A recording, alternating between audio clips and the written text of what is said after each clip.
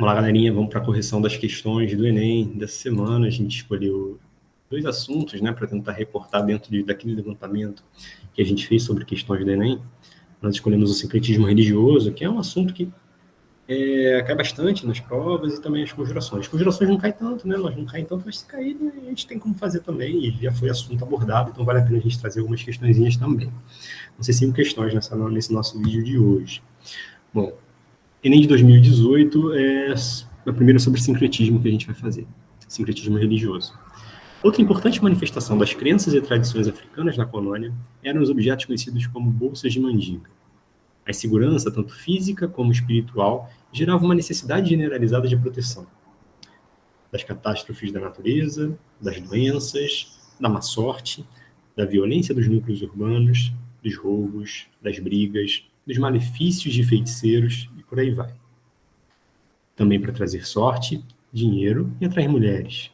O costume era corrente nas primeiras décadas do século XVIII, envolvendo não apenas escravos, mas também homens brancos. Esse trecho aqui é de um texto da professora Daniela Buono Calainho, né, de uma coletânea muito legal do Luciano Figueiredo, que é a História do Brasil para Ocupados. Então, é uma boa indicação, né? Nesse momento que o passado ganha tanta relevância, né? Nos jornais, nos sites de internet, né, nos vídeos que vocês gostam de ver, e como tem tanta gente produzindo materiais negacionistas, né, revisionistas e, portanto, mentirosos, que lidam com alguns aspectos do passado, mas numa parte dos vezes nostálgicos, né, de um passado que não existiu, né. Esse aqui é um livro, História do Brasil para os Ocupados, que traz textos de historiadores, com resumos das suas teses, dos seus trabalhos de pesquisa de anos, né. Então, um trabalho de qualidade feito para o grande público, né. Então, vira uma boa indicação de leitura para vocês. Bom, o texto da professora Daniela Buono Calainho é justamente sobre a prática dos feitiços e feiticeiros, né? Os feiticeiros eram muito importantes no Brasil colonial, né? Quer dizer, é um aspecto da tradição de origem africana que vai influenciar profundamente a sociedade brasileira, né? Os escravos, as pessoas que eram escravizadas, forçadas a virem para o Brasil para o trabalho, né, traziam consigo todo o seu conhecimento, né, todos os seus saberes. E os escravos, as pessoas escravizadas eram os grandes curandeiros do Brasil colonial, né? Eles sabiam manipular ervas, substâncias de origem animal, alimentos, líquidos, objetos, né, unhas, ossos, cabelos. E a partir dali, com a sua experiência e com a sua religiosidade, buscavam uma forma de resistir e de sobreviver à violência da escravidão, né? Então, por isso que ela traz o uso das bolsas de mandinga como uma resposta, né, à insegurança física e espiritual. Em busca dessa segurança física e espiritual de uma sociedade tão violenta, buscava-se uma proteção, e a bolsa de mandinga era uma dessas formas, né? Era uma das formas dos feiticeiros tentarem proteger aqueles que recorriam à sua ajuda. E era de tal maneira uma prática que vai se enraizar na sociedade brasileira, que vai ser, e aí o trecho que é trazido para a gente mostra isso, envolve não apenas escravos, mas também homens brancos. Porque, de fato, o uso da bolsa de mandinga e a presença dos feiticeiros no Brasil colonial revela o aspecto de sincretismo da sociedade brasileira, né? Um sincretismo mágico e religioso.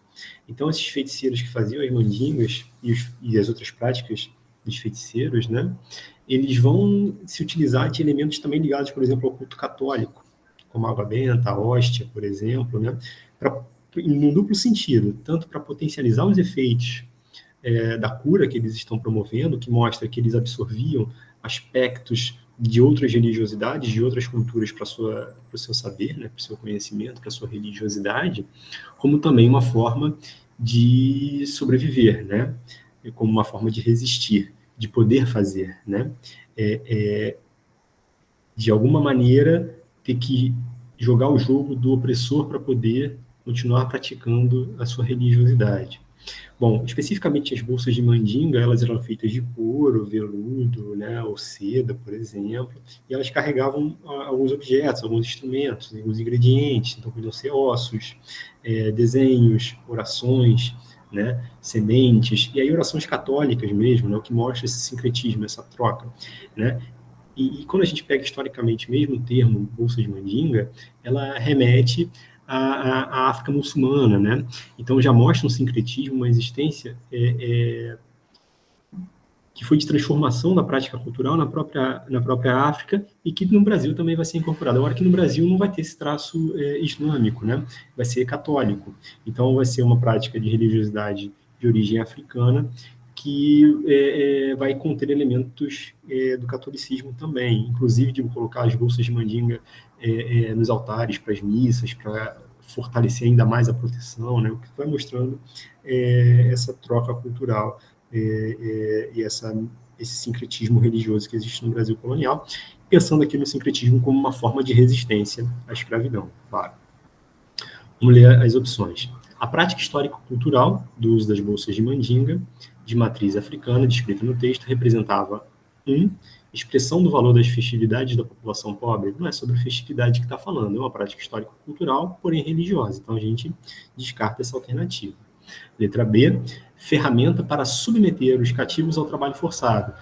Não era, a bolsa de mandinga não era para submeter os cativos ao trabalho forçado, pelo contrário, era uma prática de origem africana que mostrava resistência à escravidão, a manutenção das tradições de religiosidade, dos saberes, dos conhecimentos daqueles grupos que eram forçados a vir para a América e que, para dar uma resposta na necessidade de dar uma resposta e de ter proteção e segurança física e espiritual, se utilizavam, se recorriam às feitiçarias e às bolsas de mandinga. Então, descarta B. C. Estratégia de subversão do poder da monarquia portuguesa. Subversão da monarquia portuguesa não tem nada a ver com monarquia, mas de pessoas que eram submetidas ao trabalho forçado e que tentavam resistir, né, ao poder da elite colonial. Então, descarta, isso aqui está muito errado. D. Elemento de conversão dos escravos ao catolicismo romano. Também não, né, de conversão aos escravos.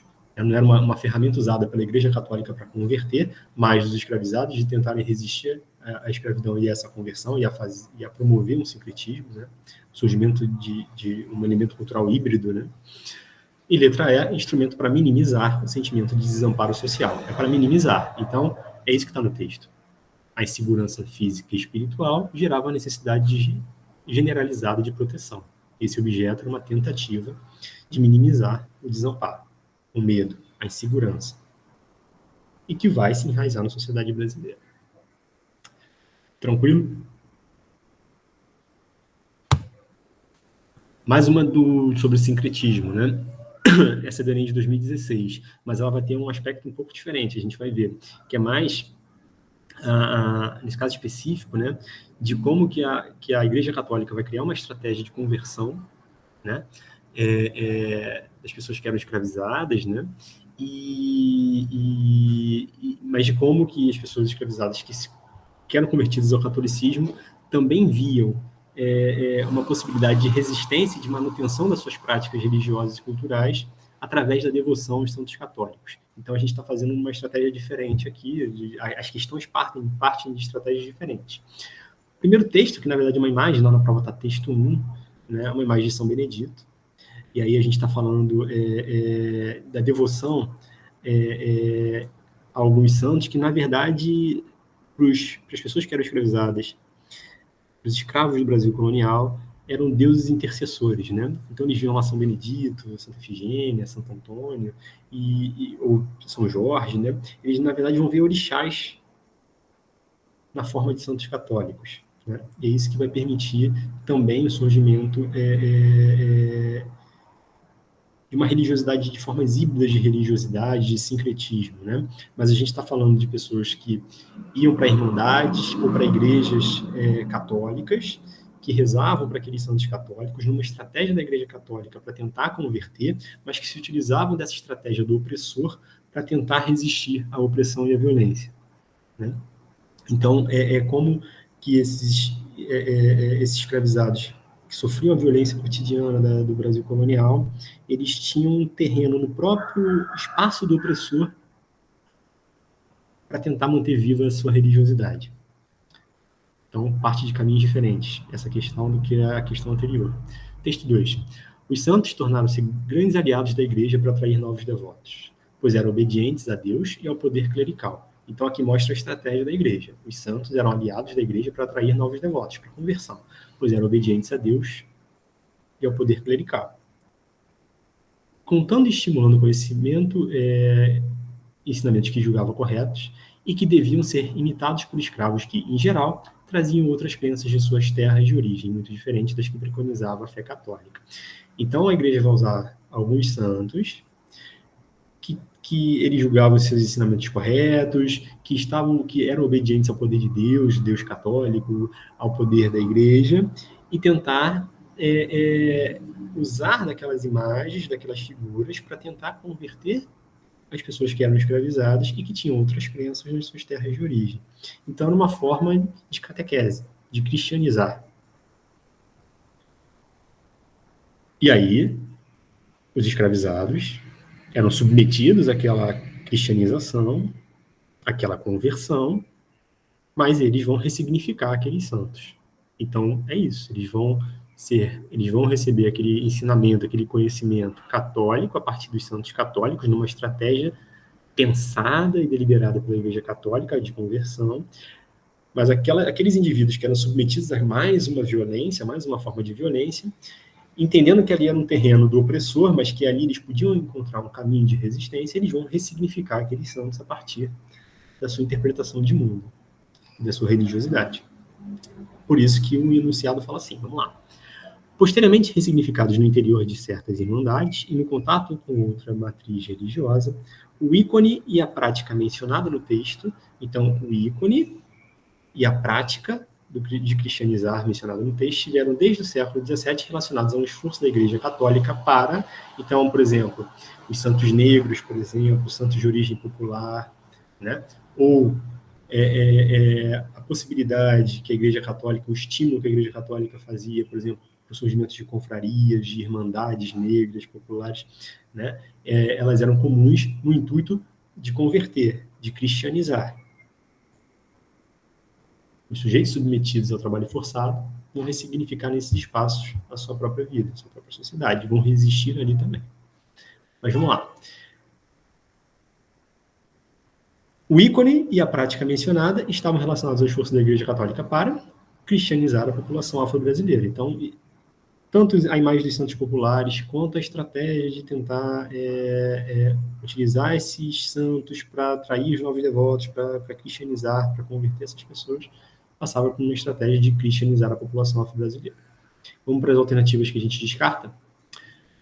Reduzir o poder das confrarias? Não, pelo contrário. A Igreja Católica estimulava a existência dessas confrarias, dessas irmandades, né? Então, eles ali se reuniam, esses indivíduos vão se reunir nessas irmandades em devoção a esses santos que a Igreja Católica escolhe como santos que auxiliam no processo de conversão, de cristianização, mas que acabam virando também, por si só, espaços de solidariedade entre aquelas pessoas que estão submetidas ao trabalho forçado, de auxílio mútuo, por exemplo, então, em casos de doença, invalidez, ou de alforria, da compra de alforria. Então, eventualmente, um escravo de ganho que obtivesse algum dinheiro, dava, por exemplo, dinheiro para essas irmandades, para que elas utilizassem esse dinheiro para a compra de alforria de outros escravos, né, de outras pessoas escravizadas. Então, a gente está falando de um espaço criado pela Igreja Católica no intuito de converter, mas que acaba virando um espaço de resistência das pessoas que eram escravizadas. Então, a letra A a gente descarta, né? Não era para reduzir o poder das confrarias. Então, essa estratégia não era de reduzir, de criar esses ícones e da utilização desses santos e dessa tentativa de conversão através desses ensinamentos desses santos populares. C. Expoliar recursos materiais justificativos, não é necessariamente para expoliar os recursos materiais justificativos, mas para cristianizar esse grupo. Por isso que essa está errada, né? D. Recrutar libertos para o seu corpo eclesiástico, não é para o ingresso de ninguém necessariamente por corpo eclesiástico, mas para a conversão dessas pessoas à fé católica. Por isso que a gente descarta. e é atender a demanda popular por padroeiros locais. A ideia não é atender uma demanda popular por padroeiros, né? Esses indivíduos tinham sua própria religiosidade, e eles certamente não queriam ser convertidos a nada. Eles foram obrigados a isso, era uma violência essa conversão, né? Esse processo de cristianização. Então era muito mais uma tentativa de cristianizar essa população, e não atender uma demanda de padrões locais. Eles já tinham suas próprias religiosidades, não precisavam da Igreja Católica. A Igreja Católica é que vai tentar buscar nessas figuras uma forma de atrair esses novos devotos. É o contrário. A questão é difícil, não é muito fácil não, mas... Bom, agora a gente também trabalha um outro aspecto da escravidão, que não é necessariamente a do sincretismo, mas que, de alguma forma, trabalha aspectos importantes da sociedade escravocrata e traz um elemento de certa polêmica que tem surgido nos últimos tempos, né? Bom, vamos ler o texto aqui. África Ocidental, que é o Enem de 2016. A África Ocidental é conhecida pela dinâmica das suas mulheres comerciantes, caracterizadas pela perícia, autonomia e mobilidade. A sua presença, que fora atestada por viajantes e por missionários portugueses que visitaram a costa a partir do século XV, consta também na ampla documentação sobre a região. A literatura é rica em referências às grandes mulheres, como as vendedoras ambulantes, cujo jeito para o negócio, bem como a autonomia e mobilidade, é tão típico da região. A gente está falando de um texto que fala das dinâmicas e assimetrias afroatlânticas, e a gente está falando da agência dessa ação feminina e representações na Guiné. Então, a gente está falando de um texto que trata sobre a África, no caso a África Ocidental, e da presença das mulheres comerciantes nessa região. Desde o século XV, constam nos textos dos viajantes, nos missionários, eles falam sobre a presença dessas mulheres comerciantes, que têm jeito para o negócio, autonomia, mobilidade, transitam e que fazem parte de uma rede comercial. Então, é um aspecto social importante da sociedade da África Ocidental. Não está falando de Brasil, necessariamente. E aí vamos para o enunciado. A abordagem realizada pelo autor sobre a vida social da África Ocidental pode ser relacionada a uma característica marcante das cidades do Brasil escravista dos séculos XVIII e XIX. Então, ele está comparando aquela sociedade e a existência das mulheres comerciantes na África Ocidental com a existência de mulheres comerciantes nas cidades do Brasil escravista do século XVIII e XIX. Ele não coloca isso no enunciado porque essa é parte da resposta, mas é essa comparação que ele está fazendo, né? Então, assim, e no caso do Brasil, especificamente do XVIII e do XIX, principalmente nos centros urbanos, nos grandes centros urbanos, grande parte dessas mulheres negras, sejam elas escravas de ganho, sejam elas mulheres alforriadas, livres, e libertas e alforriadas, elas faziam parte do comércio de alguns produtos, né? Então, podia ser sob supervisão dos seus senhores ou não, mas elas faziam parte do comércio, do mercado interno de alguns produtos, do abastecimento de algumas cidades, né? E isso, os historiadores brasileiros, eles apontam como uma característica também, da mesma forma que a religiosidade, de um traço social, aqui especificamente, né, da divisão social de tarefas, que foi trazido da África para a América portuguesa, para o Brasil. Então, é uma transposição de uma atividade que já era praticada na África Ocidental e que vai ser, de alguma forma, ressignificada no Brasil, né? Vamos ler, então, vamos tentar responder, ler as alternativas para a gente responder. A abordagem realizada pelo autor sobre a vida social na África Ocidental pode ser relacionada a uma característica marcante das cidades no Brasil, escravistas nos séculos XVIII e XIX, que se observa pela letra C, presença de mulheres negras no comércio de rua de diversos produtos e alimentos. É isso, as mulheres comerciantes da África Ocidental, a gente também observa nas cidades do Brasil, no comércio de rua de diversos produtos e alimentos no mercado interno. É a letra C. Vamos ler as alternativas erradas. Letra A. Restrição à realização do comércio ambulante por africanos escravizados e seus descendentes. Claro que não. Se a gente está falando da existência de mulheres comerciantes da África Ocidental e que a gente também é possível relacionar com o que acontece no Brasil, então não é a restrição. Está errada essa. B. Convivência entre homens e mulheres livres de diversas origens no pequeno comércio. Os homens também faziam parte do pequeno comércio, tá? Ainda que a presença das mulheres fosse muito marcante nesse comércio urbano. Mas o texto não fala sobre esses homens, fala sobre essas mulheres comerciantes. Então, essa alternativa também é descartável. D. Dissolução dos hábitos culturais trazidos do continente de origem dos escravizados. Não, pelo contrário, uma ressignificação. Né? A gente está dizendo que é possível relacionar ao que já acontecia. A D está fora. Letra E, entrada de imigrantes portugueses nas atividades ligadas ao pequeno comércio urbano. Não, não fala disso. Ele fala que os missionários portugueses, viajantes, já observavam isso na África. Então, essa está errada. Uma questão até relativamente fácil, né? É a letra C, a alternativa correta. Mas eu acabei trazendo ela, primeiro que sim, não tem relação com o sincretismo, né? Ela tem a ver com relação à transposição de determinadas práticas, e aí é por isso que eu aproveitei da prática cultural, mas aqui no caso de uma prática social, das populações africanas que são forçadas a vir para o Brasil e que vão ser ressignificadas na sociedade brasileira e na sociedade escravocrata brasileira. Né? Mas eu trouxe essa informação porque isso entrou em pauta recentemente, né? Um texto absurdo de um sujeito negacionista que falava de sinhais negros, né? Justamente porque essas mulheres do comércio, né, das escravas de ganho, ou libertas, né, elas eventualmente poderiam acumular algum dinheiro e ter algum tipo de propriedade, eventualmente até escravos também, né? Era uma característica que aparece nas fontes históricas, por exemplo, em alguns testamentos, né, deixados para essas mulheres, mas que, primeiro, não era uma regra, pelo contrário, né, era uma exceção dentro daquele lugar de violência, da escravidão, e o próprio ato da compra da alforria dessas mulheres era um ato de resistência, né? Acumular o dinheiro da escravidão de ganho para comprar a alforria era um ato de resistência à escravidão. Né? Então, elas nunca foram sinhás brancas, sinhás negras, né? Elas não tinham uma vida de sinhá branca, né? Elas trabalhavam arduamente, e mesmo quando tinham escravos e escravas, né? Compravam escravos e escravas, a relação era muito mais horizontal com essas pessoas, né? Então, comiam juntos, viviam juntos, trabalhavam juntos, né?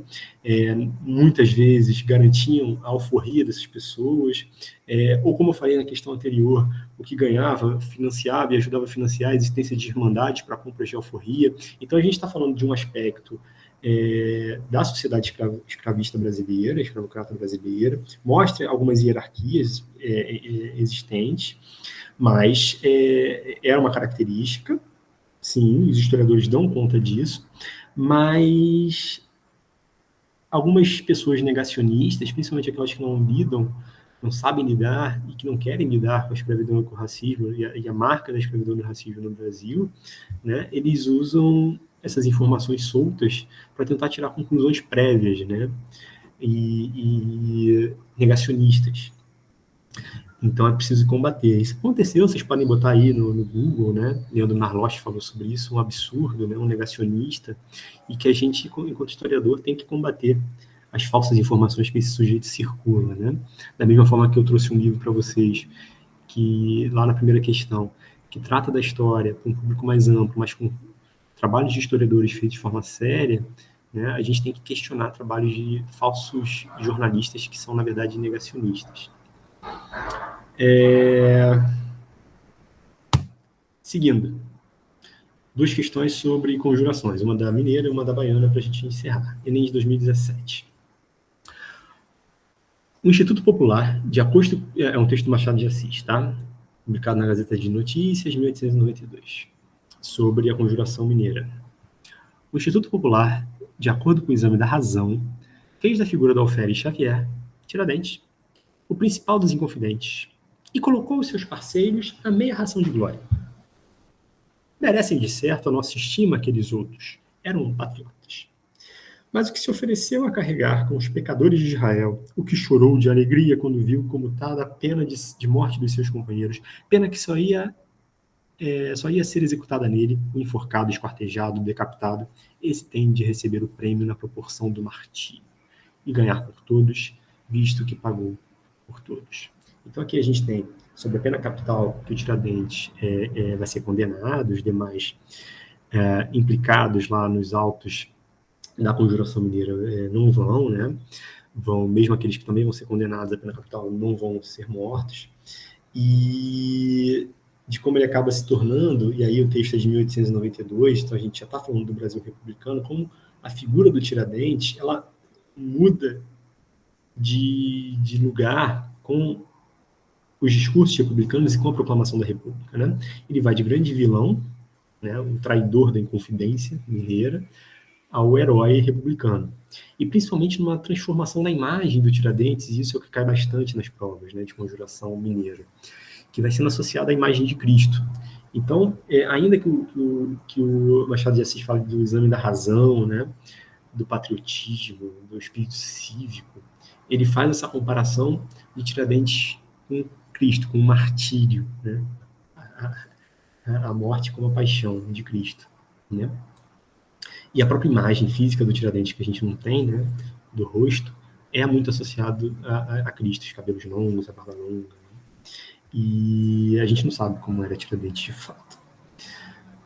É parte de uma construção republicana, essa imagem de Tiradentes, que vira um herói nacional, feriado, por aí vai. Né? É uma questão a se pensar. Né? E a gente geralmente trabalha isso com vocês no 8º ano, na 2ª série.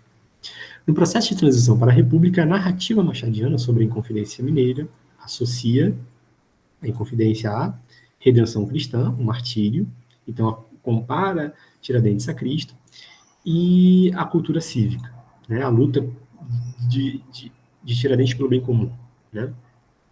Então, era pelo bem comum, pelo bem comum, pela liberdade que aquele sujeito vai chorar de alegria quando viu comutada a pena de morte de seus companheiros e que só foi executada nele. Né? Então, ele vira o sujeito que assume para si o lugar do mártir daquilo tudo.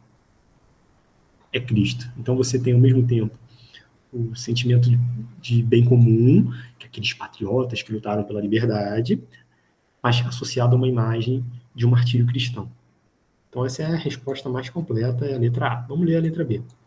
Veneração aos santos e radicalismo militar. Então, ele não está levantando aspectos de veneração aos santos pela conjuração mineira, não é isso que ele está falando, muito menos do radicalismo militar, ainda que ele fale que o Tiradentes era um alferes. Então, não está... Essa aqui, obviamente, é descartada, né? Pelo contrário, né, ele está falando que eles são patriotas, o espírito cívico, então não tem essa veneração aos santos. Apologia aos protestantes, obviamente está errado com relação à conjuração mineira. E o culto ufanista, aqui talvez no texto você possa pegar em termos quando fala em patriotas, mas não tem uma apologia aos protestantes na conjuração mineira, e não é isso que está sendo valorizado pelo Machado na sua narrativa sobre a conjuração. Né? Letra D, tradição messiânica e tendência regionalista. Esta está errada, assim, ainda que a gente possa ver na imagem de Tiradentes o Messias, né, de um Messias, de um Marte, né, não é isso que ele está necessariamente falando do movimento da conjuração mineira, e principalmente não é sobre o regionalismo. Né?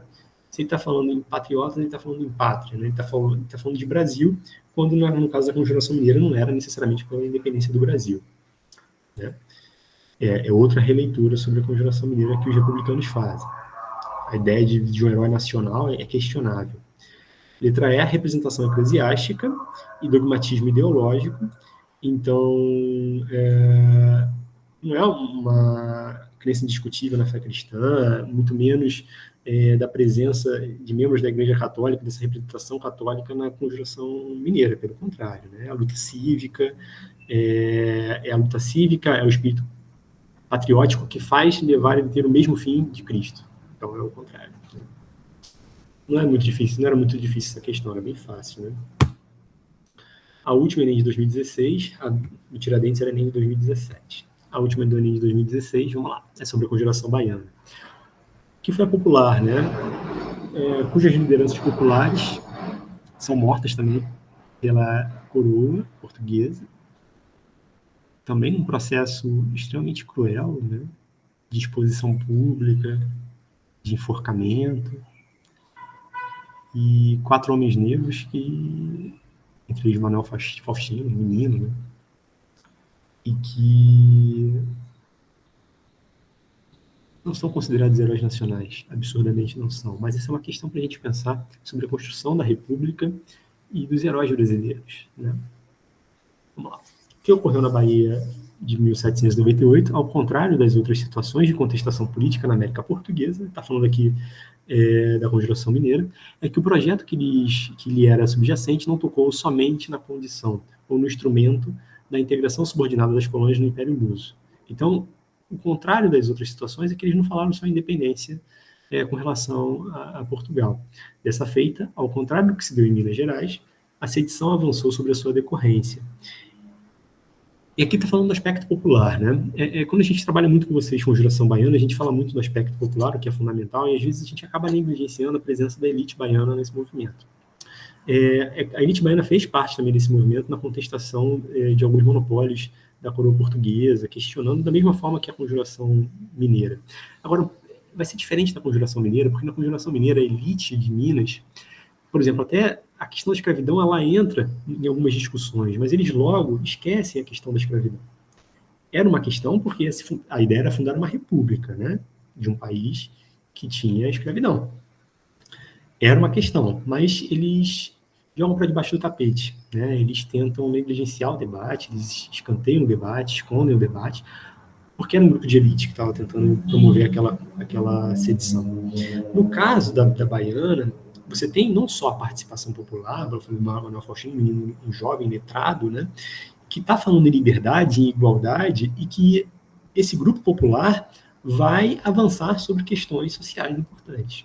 Então, é um grupo heterogêneo, tem essa participação da elite, e vai ser quando essa elite trair esses grupos populares, inclusive entregando esses grupos, que a coroa portuguesa vai reprimir violentamente o movimento. E não é à toa que a pena capital vai ser só sobre os populares.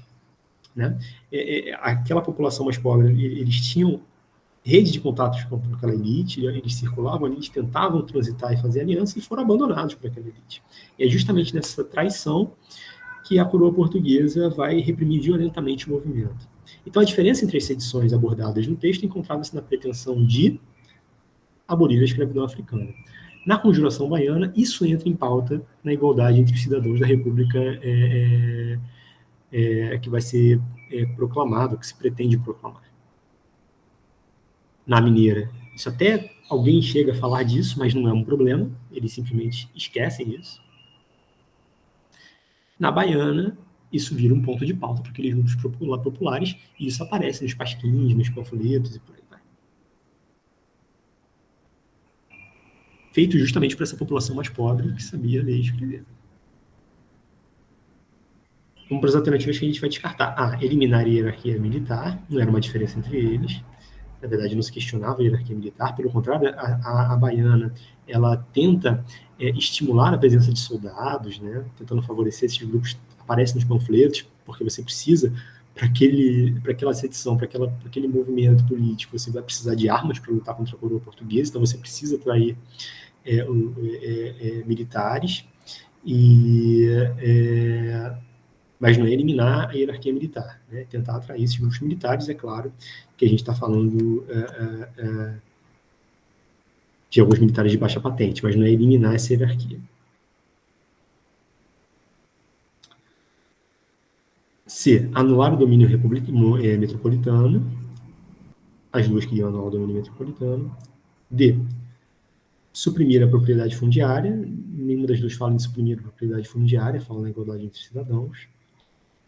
E extinguir o absolutismo monárquico. Para as duas, a gente está falando sobre a ruptura do pacto colonial. Beleza, galera?